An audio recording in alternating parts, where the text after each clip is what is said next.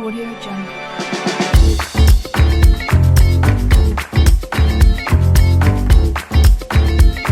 Audio Jungle. Jadi kalau kita hitung nilai Mas ya, dengan ring nilai 1 sampai skala 1 sampai 10, kira-kira batu itu antara 7 sampai 7,5 sudah terpenuhi. Nah, habis nyemprot, ngambil air, habis itu datang lagi nyemprot. Yang disemprot tadi, apinya yang kecil tadi membesar lagi.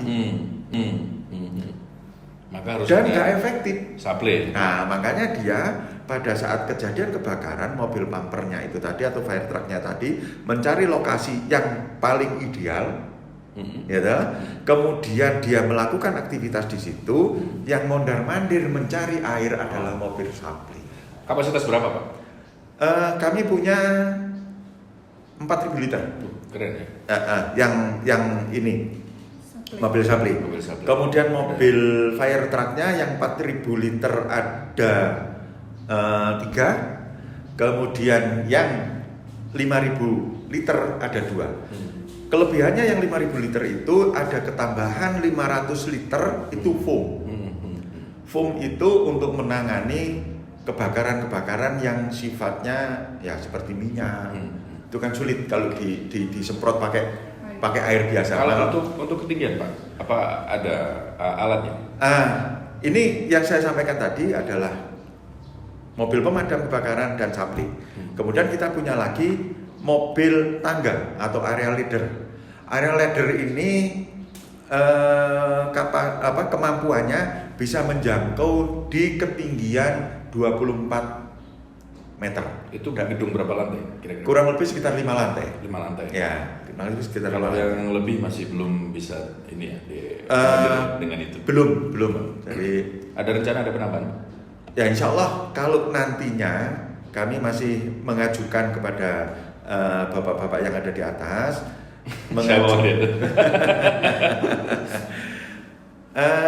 sementara ini kami tidak mengajukan dulu sebelum adanya pos sektor. Dari pos itu yang lebih Iya. urgen ya. Jadi urgensinya itu lebih urgen pos Iya. dibandingkan mobil.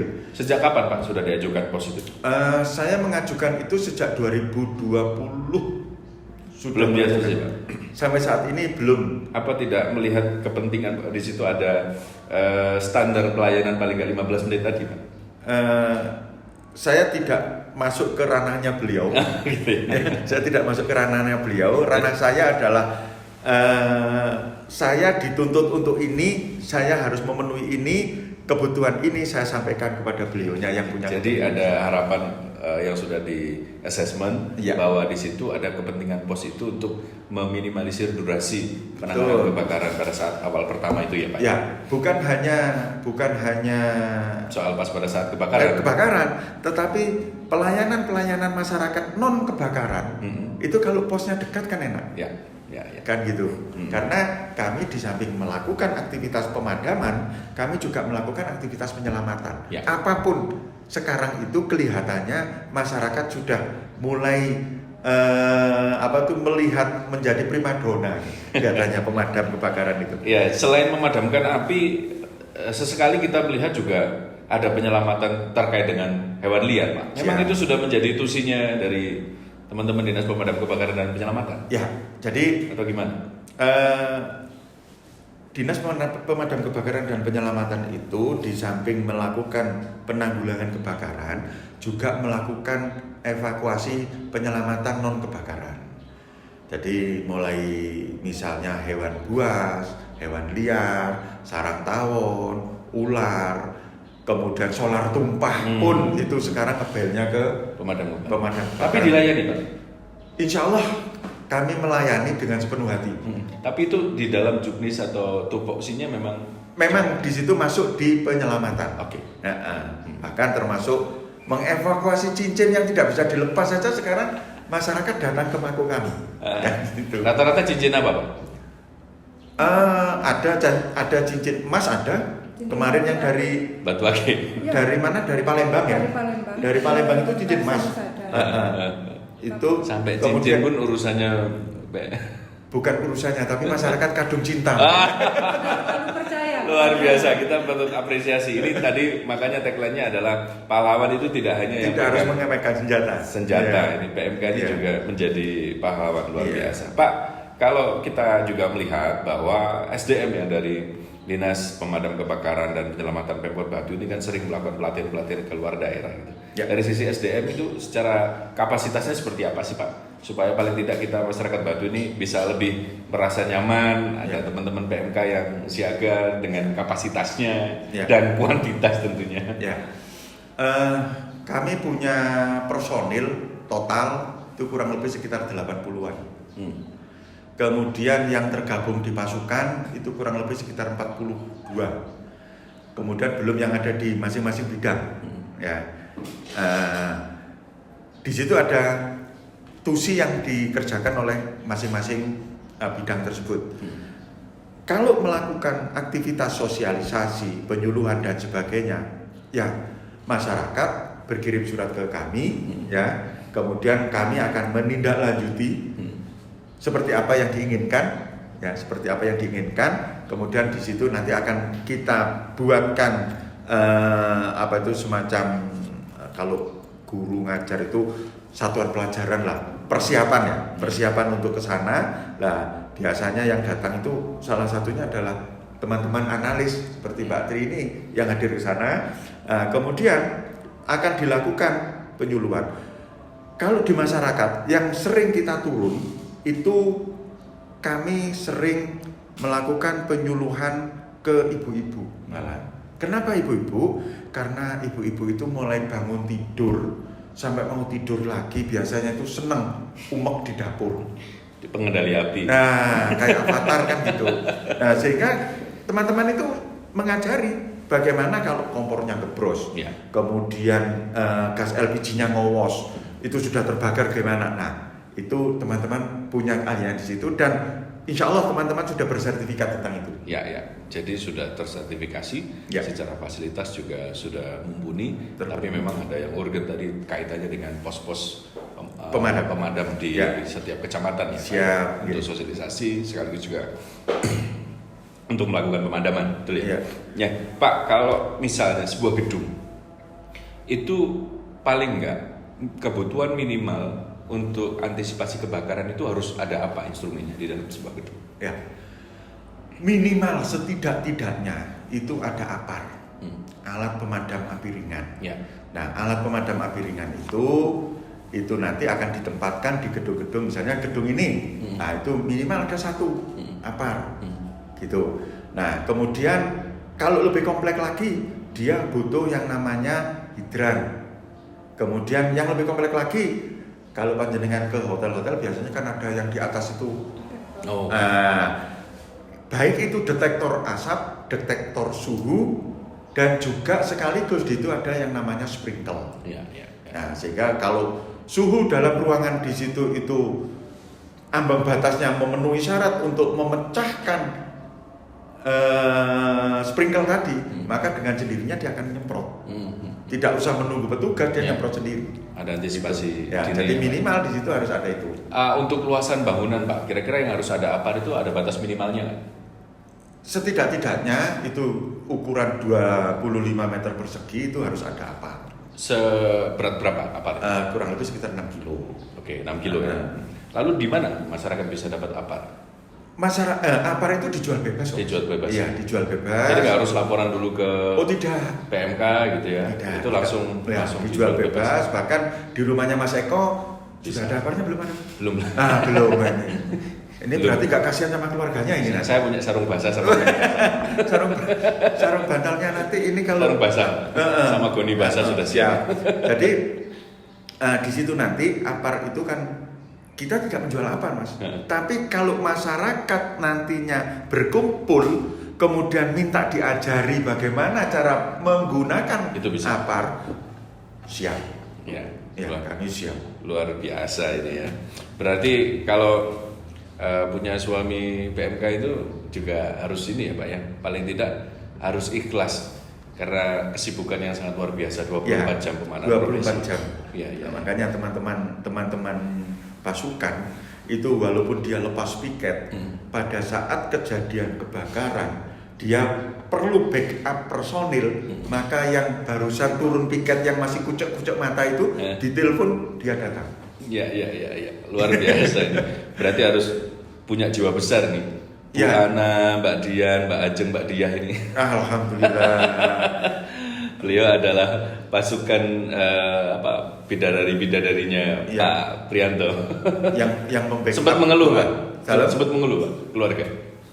Alhamdulillah sampai saat ini kebetulan keluarga saya kebetulan itu keluarga PA. Jadi keluarga pecinta alam. Okay. Sehingga meskipun semua bidadari semua. Iya, semuanya adalah pecinta alam, sehingga konsekuensi logis yang dihadapi oleh ayahnya dan suaminya dia sudah paham. Iya. Pak Pri ini kan ganteng sendiri kalau. Iya, siap, betul.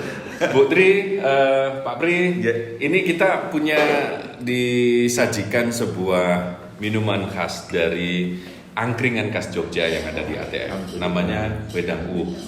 Wedang Uwuh ini dalam pemaknaan arti bahasa adalah sampah. Tapi ini sampahnya adalah sampah rempah yang dijadikan satu. Ada serai, ada jahe, ada kapulaga, ada daun jeruk, daun salam ini ya, yang dicampur jadi satu untuk dijadikan sebuah racikan minuman. Hangat rasanya, ini bisa mencegah kita dari masuk angin. Kita bisa coba dulu. Oke, terima kasih.